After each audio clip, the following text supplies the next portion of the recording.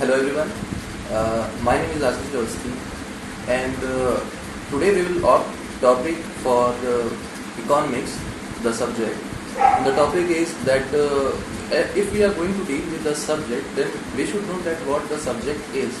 So we will today understand in brief, not in very deep, but in brief that what the subject is. So today's topic is economics and economy, and today we will deal in with it. Today we will understand some basic difference in between economics and economy. So let's start.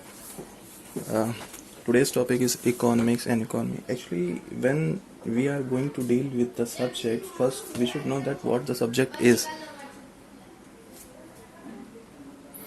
So now we are going to deal with the subject, actually, which is related to wealth and all things which involves around it is wealth. So basically, economics is a subject, and let me write first.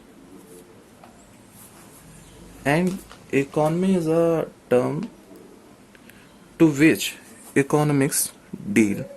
So the whole study of economy we do in the subject economics. And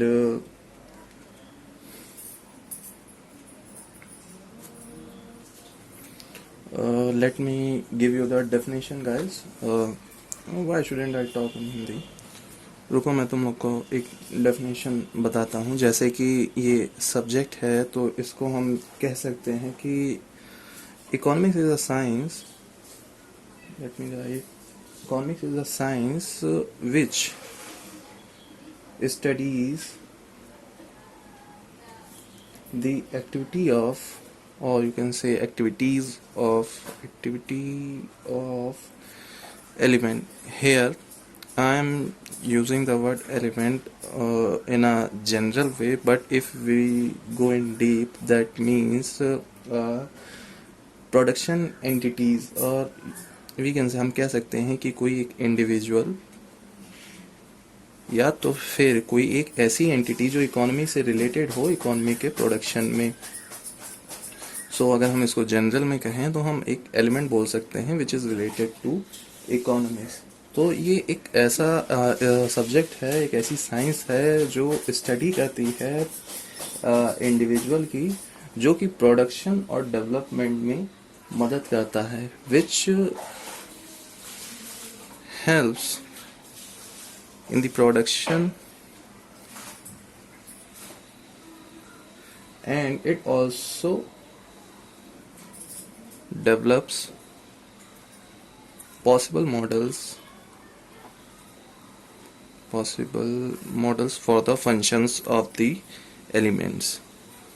तो अगर models of the production, models कह सकते हैं models for functioning. हाँ, ये भी सही, models for the functioning.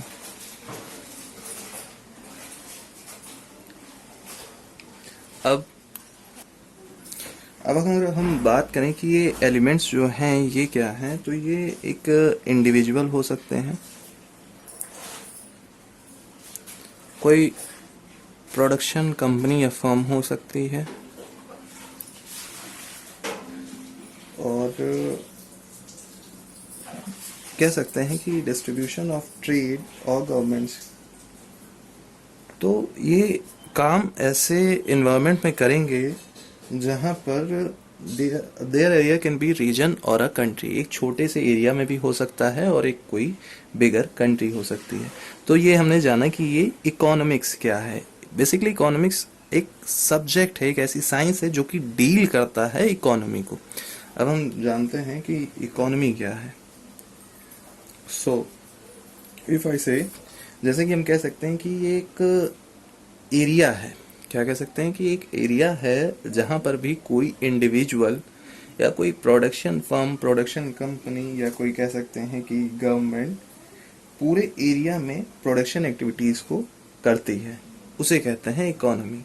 अब मैं बार बार कह रहा हूँ कि प्रोडक्शन एक्टिविटी का बेसिकली मतलब है कुछ ऐसा प्रोडक्शन करना जिससे कि हम जो है इकोनॉमी में बढ़िया कर सकें, हम लोग अपनी इकोनॉमी को निरंतर लगातार जो है बढ़ाते रहें और वेल्थ एक्यूमुलेट करते रहें। सो अगर मैं डेफिनेशन लिखूं तो इकोनॉमी मैं चलो लिख ही देता हूँ। Economy is an area of production, distribution, कह सकते हैं distribution and trade, consumption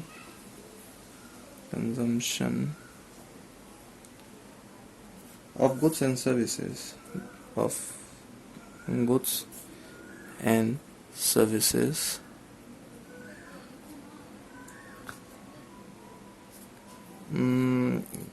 economy is an area of production, distribution, trade, consumption of goods and services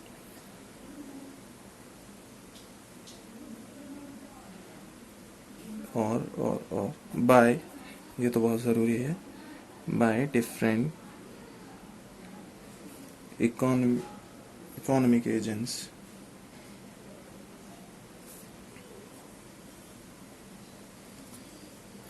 अब अगर हम बात करें कि ये क्या है, क्या इकोनॉमी, जैसे कि मैंने अभी आप लोगों को बताया कि इकोनॉमी क्या है, तो इसमें लिखा हुआ है कि economy is an area of production, distribution और ट्रेड। हाँ, ये जरूर इसमें लिखना होगा with in a specified area. ये जितनी भी प्रोडक्शन एक्टिविटी हो रही है ये एक specified with in a specified area, क्योंकि जब तक एक फिक्स एरिया नहीं होगा तब तक हम एक रीजन क्रिएट नहीं कर सकते कि यहाँ पे क्या क्या हो रहा है। तो बाउंड्रीज और लिमिट्स होना ज़रूरी हैं जिससे कि हम पता कर सकें कि इतने से इतना प्रोडक्शन हुआ। तो ये हमने आज अभी जाना कि इकोनॉमिक्स और इकोनॉमी क्या है, क्लासिफिकेशन ऑफ इकोनॉमी सेक्टर्स। तो ये रहा हमारा इकोनॉमी सेक्टर्स। अब हम देख सकते हैं कि जैसे हम इसको डिवाइड कर सकते हैं कि 3 रीजन्स में अगर हम डिवाइड करना चाहें तो कर सकते हैं।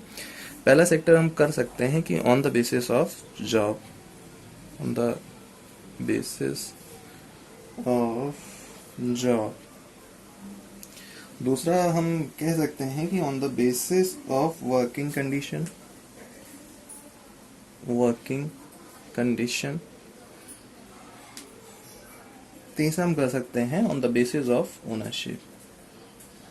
अब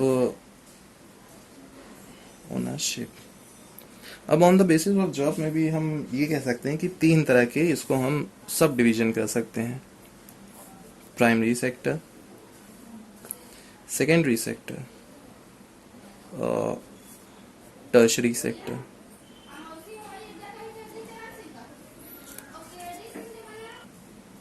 अभी मैं आप लोगों को बेसिकली ये डिविजन्स बता रहा हूँ, बाकी जब हम डीप एनालिसिस करेंगे तब मैं आपको और डिटेल्स इनके बारे में बताऊंगा। तो on the basis of job हम 3 फॉर्म्स में डिवीजन करते हैं, पहला प्राइमरी, फिर सेकेंडरी, फिर आता है टर्शरी।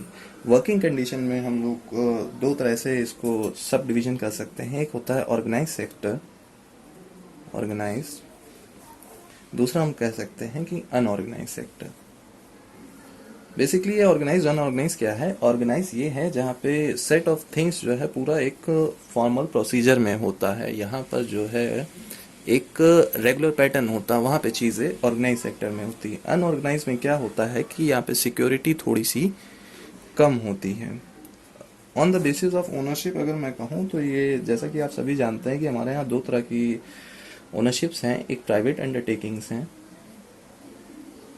और दूसरी हैं हमारी पब्लिक अंडरटेकिंग्स। तो ये रहा हमारा एक छोटा सा डिस्कशन जो हुआ है आज इकोनॉमिक्स और इकोनॉमी में। लेकिन हाँ, पूरी इकोनॉमिक्स को जानने के लिए आपको ये जानना बहुत ज़रूरी है, क्योंकि इसी से रिलेट करके आप आगे जो है पढ़ेंगे। So thank you guys. आगे जो है हम लोग की जब बात होगी तो मैं इसी को और आपको जो है डीप में बताऊंगा। और ये प्राइमरी सेक्टर, सेकेंडरी, बेसिकली आप प्राइमरी भी जानते ही होंगे क्योंकि हमारा जो पूरा इकोनॉमी मॉडल है इकोनॉमी मॉडल नहीं कहना चाहिए, मैं ये कह सकता हूँ कि जो हमारी इकोनॉमी है उसमें प्राइमरी सेक्टर का बहुत ज़्यादा योगदान है, जो कि हम कह सकते हैं कि ये एक ऐसा सेक्टर है जो कि रॉ मटेरियल्स को प्रोवाइड करता है। किसी भी चीज़ के लिए जो है रॉ मटेरियल का अवेलेबल होना बहुत ज़रूरी है। उसको फाइनल कंप्लीशन तक पहुंचाने के लिए हमारा सेकेंडरी सेक्टर बहुत काम आता है। टर्शरी सेक्टर इन दो सेक्टर को मिला करके इनको जो सर्विसेज प्रोवाइड करनी है ताकि ये बहुत अच्छे से प्रोडक्शन कर सकें, टर्शरी सेक्टर उसमें काम आता है। अब प्राइमरी सेक्टर्स के काम करने वाले लोगों को हम लोग कहते हैं red collar worker, secondary sectors में काम करने वाले लोगों को हम लोग कहते हैं ब्लू कॉलर वर्कर, और टर्शरी सेक्टर के काम करने वाले लोगों को कहते हैं वाइट कॉलर वर्कर। स्पेशली हम देखेंगे जो टर्शरी सेक्टर्स होते हैं ये थोड़े स्पेशलाइज्ड और स्किल्ड वर्कर्स होते हैं जो कि इन दोनों को मैनेजमेंट के तरीके से संभालते हैं।